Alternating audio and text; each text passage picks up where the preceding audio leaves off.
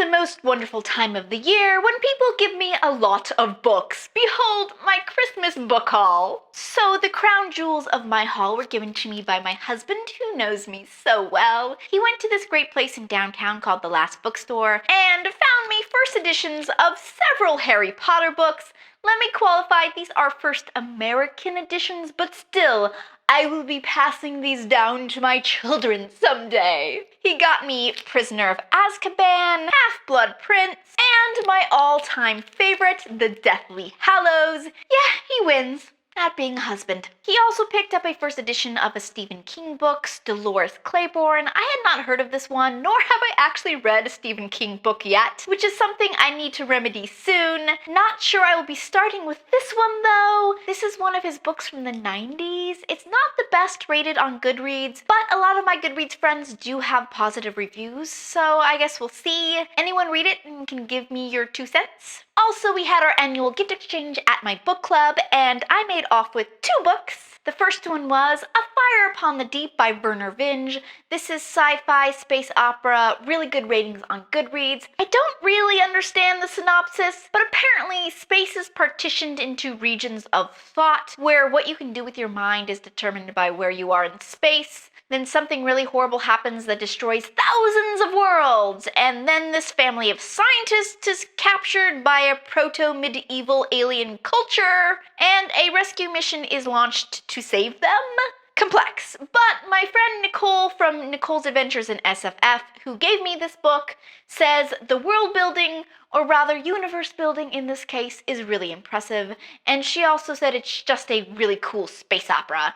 She does say it drags a bit in the middle, but I'm a sucker for a good space opera, so I'm betting I will like it. The second book I got was A Tale for the Time Being by Ruth Ozeki. This was a finalist for the Man Booker Prize in 2013. It's cultural contemporary fiction from Japan about a 16-year-old in Tokyo who decides to kill herself, but before she does, she wants to document the life of her great-grandmother, who also happens to be a Buddhist nun. And there's also Ruth, a novelist who lives across the Pacific on an island and discovers a Hello Kitty lunchbox that washes ashore with a bunch of artifacts. It's supposed to be funny with a touch of magical realism. A lot of people on BookTube have read it, so I will soon join their number, I guess. My friends Greta and Lauren of the X Factor film channel, link below, gave me a bunch of comics from Emet Comics, link also below, that I'm really excited to try. First off, we've got Romeo and Juliet and Guns. This is written by Greta and Lauren's friend Emily Dell. It's set in modern Verona, with the Montoyas and Capulets as warring assassin clans. Joe Capulet and Roman Montoya are thrown together after mission gone wrong. Romeo and Juliet is not my favorite Shakespeare play. Romeo is some teenage asshole who falls in love with a new girl every 3 days, and it just happens in this particular 3-day cycle he manages to get them both killed. Give me Othello over Romeo and Juliet any day.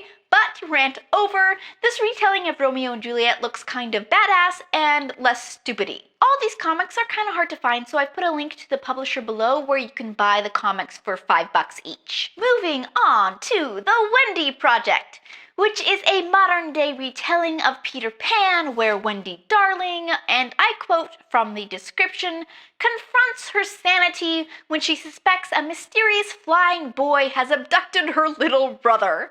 Placed in a new school, Wendy struggles to separate fantasy from reality as those around her start to resemble characters from Neverland. I am all for fairy tale retelling, so bring it on. Helena Rose, an intergalactic fairy tale. An alien child prodigy must embark on an adventure through space to find a cure for her terminal illness. It's got this really cool watercolor-looking art style, which is kind of awesome, and the only thing I like just as much as fairy tale retellings are sci-fi fairy tales. Then we have Xana, which is a futuristic alternate universe where apartheid never ended in South Africa. The appearance of an angry ancestral spirit sets 2 village girls on the path to a dangerous destiny.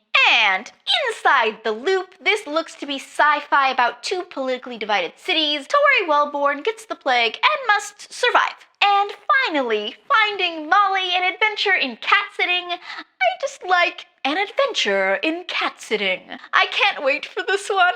The description reads, fresh out of art school and creatively unfulfilled, Molly is stuck in the suburbs with her parents and their cat, pishy. When she's offered an opportunity to cat sit, she sees it as a way to get closer to her friends who live in the Los Angeles Arts District, while fulfilling her dream of making a living as an artist. Granted, this comic seems very specifically aimed at people who live a mile and a half north of me in the Los Angeles Arts District, but come on, adventures in cat sitting, how cool is that? So that's what I got this holiday season. What cool gifts did you get, and what even cooler gifts did you give?